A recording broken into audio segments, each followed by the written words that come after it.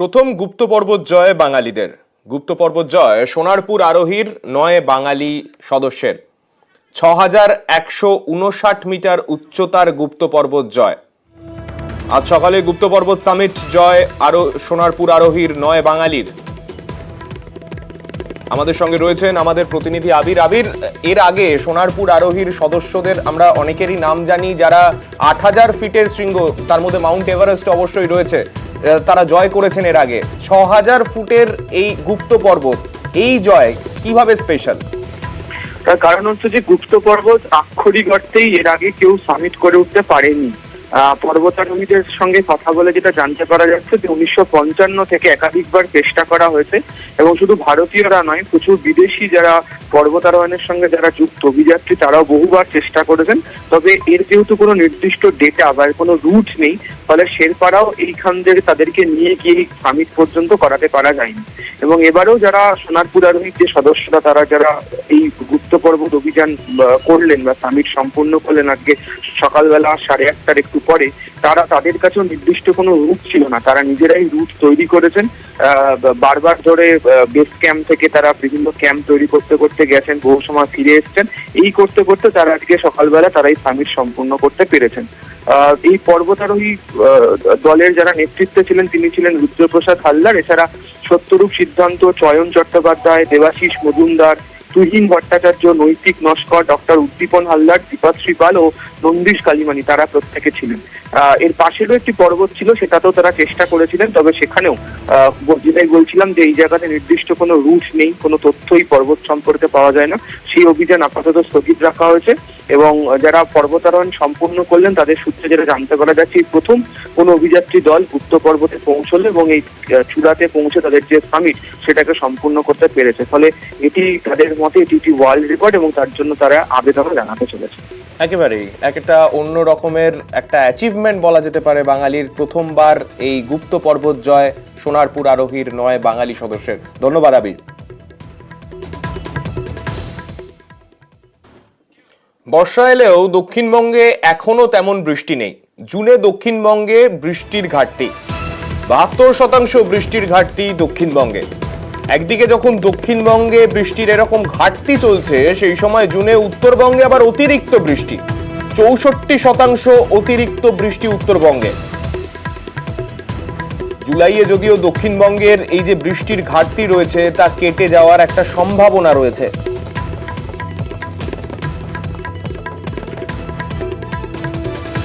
বৃহস্পতিবার থেকে দক্ষিণবঙ্গে বাড়তে পারে বৃষ্টি। আজ উত্তরের ৫ জেলায় ভারী থেকে অতি ভারী বৃষ্টির সতর্কতা।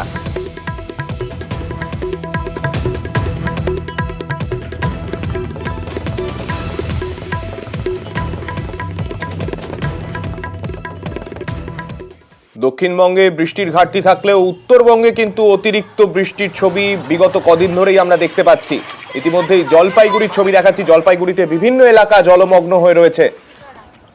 মরশুমের রেকর্ড বৃষ্টি, জলমগ্ন জলপাইগুড়ি শহর, জলের তলায় একাধিক ওয়ার্ড সেখানকার। আমাদের প্রতিনিধি শান্তনু রয়েছেন আমাদের সঙ্গে, শান্তনুর কাছে যাব। শান্তনু, জলপাইগুড়ি শহরের কোন কোন অংশ জলমগ্ন এবং এটা কি শুধুমাত্র করলা নদীর ওভারফ্লো হয়ে এই জলমগ্ন হওয়ার ঘটনা ঘটেছে, নাকি পাশাপাশি তিস্তার এফেক্টও রয়েছে সেখানে? দেখো, তিস্তা করলা বিলিয়েই কিন্তু জলস্ফীতি বেড়েছে, কারণ গতকাল কিন্তু রেকর্ড পরিমাণ বৃষ্টি হয়েছে জলপাইগুড়িতে। ১৬৬.৫ মিলিমিটার বৃষ্টি বলা যেতে পারে এই মরশুমের সর্বাধিক বৃষ্টি। আর এই কয়েক ঘন্টার বৃষ্টির ফলে কিন্তু জলপাইগুড়ি শহরের একাধিক ওয়ার্ড কিন্তু জলমগ্ন হয়ে রয়েছে। বিশেষ করে Mahamayapara, Pandapara, Chunilal road, station road সহ একাধিক ওয়ার্ড কিন্তু জলমগ্ন, যেখানে মানুষজনের ঘরে বাড়িতে জল ঢুকে গেছে, রাস্তা জলবন্দী অবস্থা রয়েছে।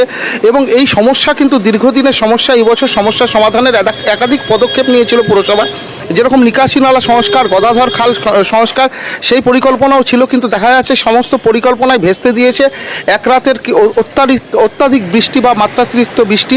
যে পরিমাণ বৃষ্টির ফলে কিন্তু জলবন্দী হয়ে রয়েছে শহরে ৮টি বেশির ওয়ার্ড এবং সেই এলাকার জলবদ্ধ সমস্যা এতটাই চরমে উঠেছে যে মানুষজন রীতিমতো নিরুপায় হয়ে পড়েছে। তারা ঘরে রান্না খাওয়া থেকে শুরু করে বাইরে যাওয়াটাও অন্তত সমস্যার মধ্যে সম্মুখীন হতে হচ্ছে তাদের। পাশাপাশি করলা নদী ফুলে ফেঁপে উঠেছে, তিস্তার জলস্তর বৃদ্ধি পেয়েছে। পেয়েছে এবং করলা নদীর জলস্তর বৃদ্ধির ফলে যে সমস্যার সম্মুখীন হতে চলেছে জলপাইগুড়িবাসী সেটা হচ্ছে পরশমিত্র করলি শহরের 25 নম্বর ওয়ার্ড এবং নিচমাঠ 1 নম্বর ওয়ার্ড, যে এলাকায় কিন্তু করলা নদীর জল ধীরে ধীরে ঢোকা শুরু করেছে এবং প্রতি বর্ষায় কিন্তু দেখা যায় এই শহরের এই দুইটি ওয়ার্ড কিন্তু প্লাবিত হয়ে পড়ে। বহু মানুষ ঘর থেকে ঘর ছাড়া হয়ে ত্রাণ শিবিরে গিয়ে আশ্রয় নেন, সেই অবস্থার দিকেই কিন্তু এগোচ্ছে। তবে পুরসভা যেটা জানিয়েছেন, তাদের যে ডিজাস্টার ম্যানেজমেন্ট ডিপার্টমেন্ট রয়েছে, তাদের যিনি প্রধান রয়েছেন তিনি বলছেন গোটা পরিস্থিতির উপর নজরদারি চলছে, প্রয়োজনে মানুষজনকে কিন্তু উদ্ধার কাজেও নামানো হবে।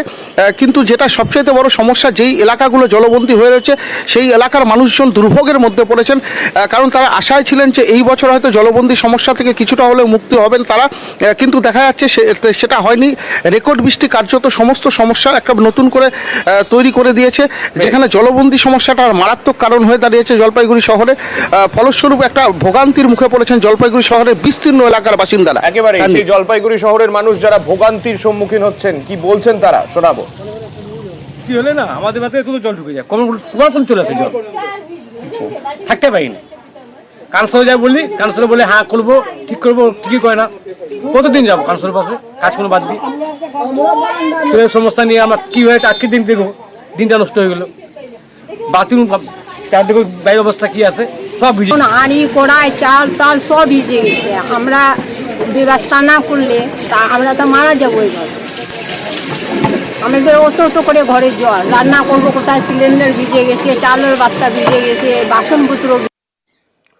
শুধুমাত্র জলপাইগুড়ি শহর নয়, ডুয়ার্সেরও বিস্তীর্ণ এলাকা এই বৃষ্টির ফলে ক্ষতিগ্রস্ত হচ্ছে। ধূপগুড়ির ছবি দেখাচ্ছি, জলমগ্ন হয়ে রয়েছে ধূপগুড়ির বিস্তীর্ণ এলাকা। রাত থেকে টানা ভারী বৃষ্টিতে বিপত্তি, বিস্তীর্ণ এলাকা জলমগ্ন ধূপগুড়ি শহরের। আমাদের সঙ্গে রয়েছেন আমাদের প্রতিনিধি রকির কাছে যাব। রকি, ধূপগুড়ি শহরের ঠিক কি পরিস্থিতি, সেখানেও কি এটা নিকাশির সমস্যা নাকি বৃষ্টির তীব্রতা এতটাই যার জন্য জলটা দাঁড়িয়ে যাচ্ছে? সানিক, প্রথমে তোমাকে বলে রাখতে যে সিকিম পাহাড়, ভুটান পাহাড় এবং সমতলে অবিরামে বৃষ্টি চলছে। বজ্রবিদ্যুৎ সহকারে বৃষ্টির ফলে কিন্তু বিভিন্ন এলাকায় জল বাড়তে শুরু করেছে। যেমন পাহাড়ি নদীগুলিতে জল বাড়ছে, তেমনই কিন্তু ধূপগুড়ি পৌরসভা এলাকা 3 নম্বর, 16 নম্বর, 9 নম্বর ওয়ার্ডের নিচু জায়গাগুলিতে কিন্তু জল জমতে শুরু করেছে, যার ফলে কিন্তু ভোগান্তির শিকার হতে হচ্ছে শহরবাসীকে। প্রথমে বলে রাখতে চাইবো, ধূপগুড়ি পৌরসভার বেহাল নিকাশি ব্যবস্থার কারণে কিন্তু জল যন্ত্রণা ভোগ করতে হচ্ছে ধূপগুড়ি শহরবাসীকে। শুধুমাত্র যে ওয়ার্ডগুলিতে তেমনটি নয়, শহরের প্রাণকেন্দ্র যে কাপুর বাজার রয়েছে সেখানেও কিন্তু জল থই করছে। অবিরাম বৃষ্টির ফলে কিন্তু সেখানে জল জমে যায় এবং গ্রাহকরা কিন্তু আসতে চাইছেন না, এমনটা কিন্তু দাবি করছে সেখানকার ব্যবসায়ীরা। এর পাশাপাশি বলে রাখতে চাইবো, ভুটান পাহাড় এবং সিকিম পাহাড়ে অবিরাম বৃষ্টির ফলে কিন্তু জল বাড়তে শুরু করেছে ডুডুয়া, ডায়না, তিস্তা নদী এবং তিস্তা পাড়ের যারা বাসিন্দা রয়েছে মালবাজার মহকুমার অন্তর্গত টোটগাঁও এলাকায়, তারা কিন্তু রীতিমতো রাতের ঘুম উড়ে গিয়েছে। কারণ কিছুদিন আগেও দেখা গিয়েছিল তিস্তার জল ঢুকে গিয়েছিল গ্রামে এবং ঘরছাড়া হয়েছিল প্রচুর মানুষ। এর পাশাপাশি ভুটান পাহাড়ে অবিরাম বৃষ্টির জেরে কিন্তু হাতিনা নালার জল কিন্তু ঢুকে পড়তে পারে বানাহাট, বিন্নাগুড়ি ও গয়েরকাড়া বিস্তীর্ণ এলাকায়, যার ফলে প্লাবিত হতে পারে বেশ কয়েকটি বাগান। এক কথায় বলা চলে অবিরাম বৃষ্টি চলছে, যার ফলে কিন্তু ভোগান্তির শিকার হতে হচ্ছে গোটা ডুয়ার্সবাসীকে। এখন বৃষ্টি কিছুটা কমলেও মেঘ করে রয়েছে আকাশে। বৃষ্টি বাড়লে ভোগান্তি বাড়বে শহর থেকে শুরু করে ডুয়ার্সবাসী, এটা বলাই বাহুল্য। সাগনিক, ধন্যবাদ।